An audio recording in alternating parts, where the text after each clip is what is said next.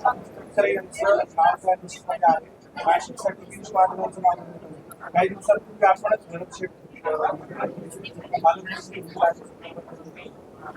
आज जी यादी प्रसिद्ध झाली पालकमंत्र्यांची यादी प्रसिद्ध झाली तर ध्वजारोहण प्रत्येक जिल्ह्यामध्ये कोण कोण कुठे करणार आहे ह्याची यादी प्रसिद्ध झालेली आहे.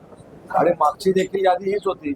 मागच्या वेळी देखील रायगडला ध्वजवंदनासाठी आदित्य तटकरेंची नेमणूक करण्यात आली होती आणि नाशिकला गिरीश महाजन साहेबांची करण्यात आली होती. याचा अर्थ नाशिकचा पालकमंत्री जाहीर झालाय किंवा रायगडचा पालकमंत्री जाहीर झालाय असं कुठेही वाटून घेण्याची काही आवश्यकता नाही. ही झेंडा वंदनासाठीची यादी आहे आणि आजही मी रायगडच्या विषयावर ठाम आहे की पालकमंत्री करत असताना आमच्या भरत शेठ गोगावलेंचा विचार झाला पाहिजे आणि नाशिकचा विचार करत असताना दादासाहेब भुसेंचा झाला पाहिजे.